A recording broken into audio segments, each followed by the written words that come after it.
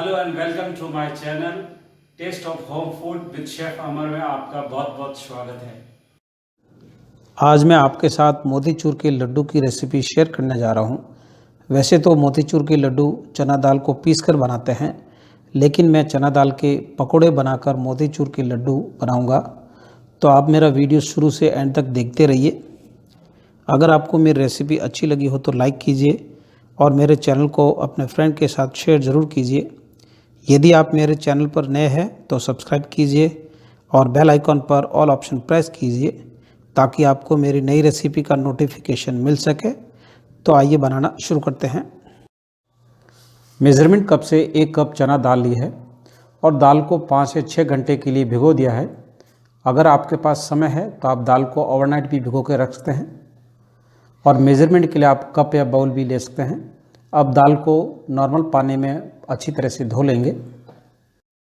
दाल को नॉर्मल पानी में धो दिया है और छलनी में रखकर दाल का एक्स्ट्रा पानी निकाल दिया है। अब दाल को ग्राइंडर जार में दरदरा पीस लेंगे और पानी का बिल्कुल भी यूज़ नहीं करेंगे। सारी चना दाल को ग्राइंडर जार के अंदर दरदरा पीस लिया है और ये कंसिस्टेंसी बिल्कुल परफेक्ट है।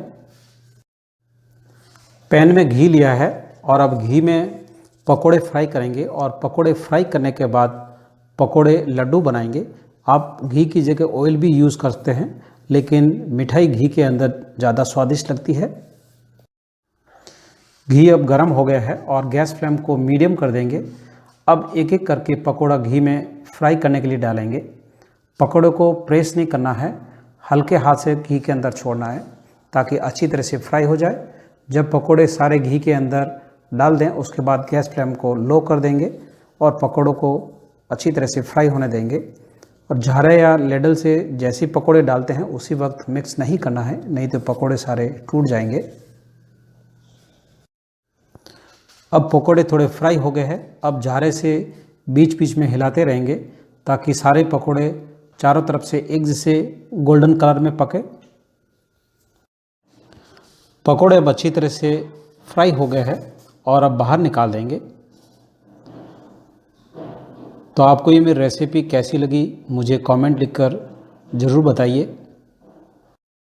अब दूसरा बैच पकोड़ों का फ्राई करने के लिए डालेंगे। जिस तरह से पहले पकोड़े फ्राई किए हैं उसी तरह से फ्राई करेंगे और फ्राई करने के बाद सारे पकोड़े बाहर निकाल देंगे। तो इस तरह से सारे पकोड़े फ्राई करने हैं।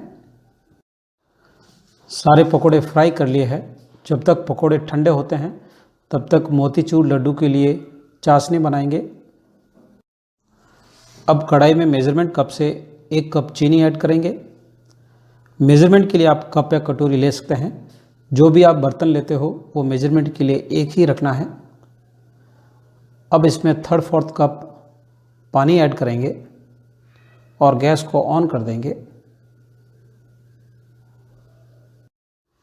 स्पैचुला से चीनी को कंटिन्यू हिलाते रहेंगे जब तक चीनी अच्छी तरह से डिज़ोल्व नहीं हो जाए, यानी अच्छी तरह से घुल नहीं जाए।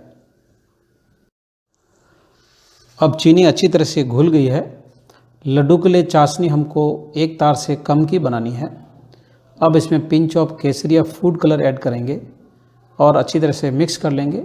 आप केसरिया फूड कलर की जगह सैफ़रॉन भी ऐड कर सकते हैं, ये ऑप्शनल है। जो आप डालना चाहो वो आप डाल सकते हैं।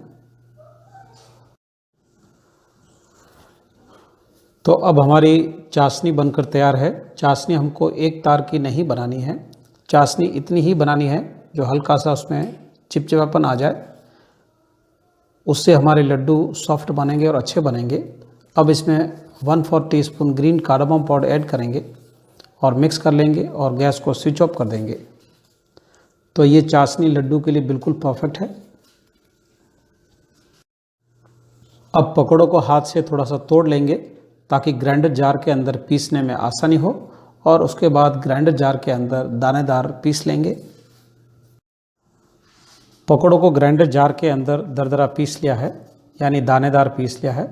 अब इस छलनी से छान लेंगे। मेरे पास बड़े छेद की छलनी नहीं है तो मैं इसी से छान रहा हूँ।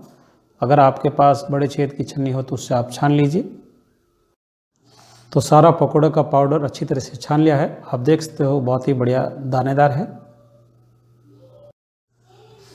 चाशनी को थोड़ा सा गर्म कर लिया है और चाशनी अब हल्की सी गुनगुनी है और गुनगुनी चाशनी में पकोड़े का पाउडर ऐड करेंगे। एक साथ ऐड नहीं करेंगे, धीरे धीरे ऐड करेंगे।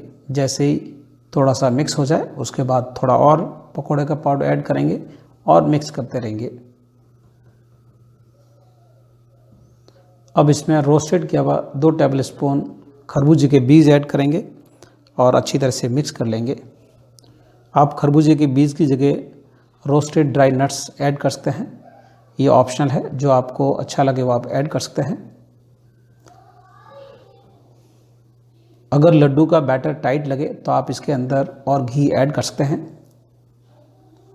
अब बचा हुआ सारा बैटर ऐड कर देंगे और अच्छी तरह से मिक्स कर लेंगे।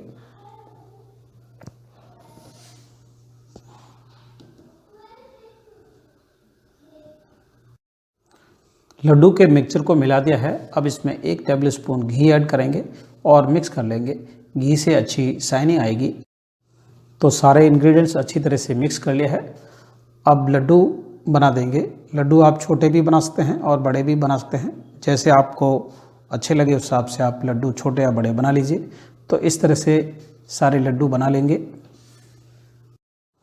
तो अब सारे पकोड़े से बने हुए मोतीचूर के लड्डू बनकर तैयार है।